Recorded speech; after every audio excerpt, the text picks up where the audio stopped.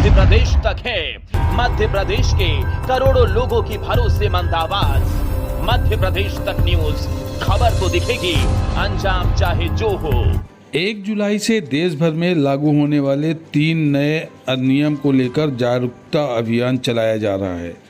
आपराधिक कानून के लिए मैहर पुलिस पूरी तरह तैयार रहकर आमजन को भी जागरूक कर रही है, जिसके लिए 1 जुलाई 2024 को मैहर थाना परिसर में जागरूकता शिविर का आयोजन किया गया। भारत सरकार के निर्देशानुसार 1 जुलाई 2024 से नवीन आपराधिक कानून 2023 लागू हो रहे हैं, जिसके सफल क्रियान्वयन हेतु मैहर पुलिस के सभी अधिकारी कर्मचारी भी पूरी तरह से प्रशिक्षित होकर कार्रवाई करें तथा आमजन भी इस संबंध में जागरूक रहे।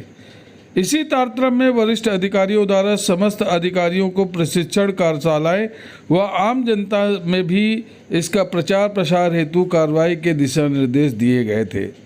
उक्त निर्देशों के अनुक्रम में वरिष्ठ अधिकारियों के मार्गदर्शन में पुलिस अधिकारियों एवं कर्मचारियों को नए कानून की प्रशिक्षण कार्यशालाएं आयोजित की जा रही हैं।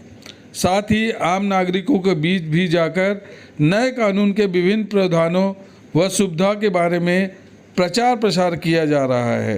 छात्र छात्राओं को नवीन आपराधिक कानूनों के विभिन्न प्रावधानों के बारे में विस्तृत रूप से जानकारी दी जा रही है। मैहर थाने के प्रभारी द्वारा क्षेत्र के लोगों को नए कानून के प्रति जागरूक करने के लिए जागरूकता अभियान चलाया गया।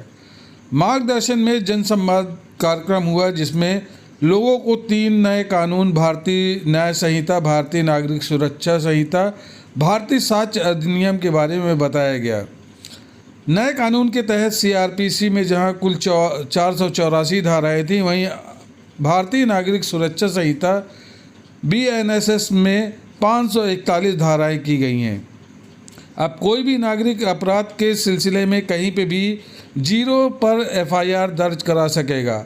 अब नए कानून के तहत बुजुर्गों, दिव्यांगों, महिलाओं को थाने के चक्कर नहीं लगाने होंगे।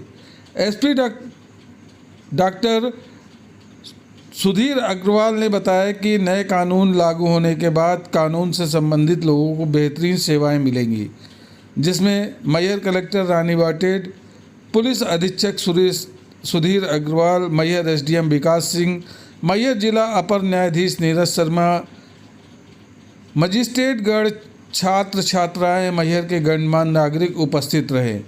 मैहर पुलिस अधीक्षक ने बताया, जनता के हितों को ध्यान में रखते हुए नए कानून को बनाए गए हैं। इसमें महिलाओं व बच्चों से संबंधित अपराधों में पीड़ितों की समस्याओं को केंद्र में रखकर अपराधियों के लिए कड़ी सजा आदि पर ध्यान दिया गया है।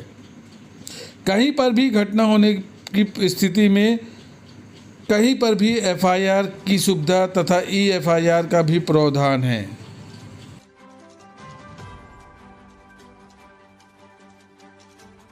इससे समाज को क्या लाभ मिलेगा और कितना लाभ लोगों को मिलेगा? जैसा कि आज के कार्यक्रम में आप सब उपस्थित रहे और इसमें हमने सभी ने यह जाना कि पुराने कानून की जगह ये जो 3 नए कानून लागू हुए हैं, उससे न्याय मिलने में बहुत सुविधा होगी और ख़ास तौर से एक स्पष्ट न्याय की प्राप्ति होगी। जिस प्रकार से प्रावधान किए गए हैं, उससे हमें सुगम न्याय मिलने में और न्याय मिलने में जो देर हुआ करती थी या बीच में कुछ दूसरे प्रकार की जो कहना चाहिए दिक्कतें आती थी, उनसे हमें मुक्ति मिल पाएगी। जो नियम लागू है क्या कहेंगे? जैसा कि आप जानते हैं, आज 1 जुलाई 2024 से नए क्रिमिनल लॉ लागू हुए हैं। भारतीय नागरिक संहिता, भारतीय नागरिक सुरक्षा संहिता और भारतीय साक्ष्य अधिनियम, इन तीनों मेजर क्रिमिनल एक्ट्स के लागू होने के संबंध में लोगों को जागरूक करने और उसको सेलिब्रेट करने के लिए मुख्यालय के निर्देशानुसार थाना मैहर कैंपस में ये जिला स्तरीय जागरूकता शिविर और कम इंटरेक्शन शिविर आयोजित किया गया था, जिसमें जिला दंडाधिकारी, माननीय न्यायाधीशगण और आम नागरिकगण, पत्रकारगण, सभी स्कूलों के बच्चे, जनप्रतिनिधिगण और सभी उपस्थित हुए। और इस पूरे कार्यक्रम में अधिनियमों के संबंध में तो जानकारी दी ही गई, सभी के विचार भी लिए गए और क्वेश्चन आंसर्स भी कराए गए। और ये कार्यक्रम इसी उसमें था और ये इस तरह की प्रक्रिया चलती रहेगी और हमने एक बैन के माध्यम से और पोस्टर्स के माध्यम से भी हम पूरे शहर में और पूरे क्षेत्र में इस तरह की जागरूकता अभियान लगातार चलाएंगे, जिससे कि लोगों को कानूनों के संबंध में भी जानकारी मिले, अपने अधिकारों के संबंध में और संशोधनों के बारे में जानकारी मिलती रहे।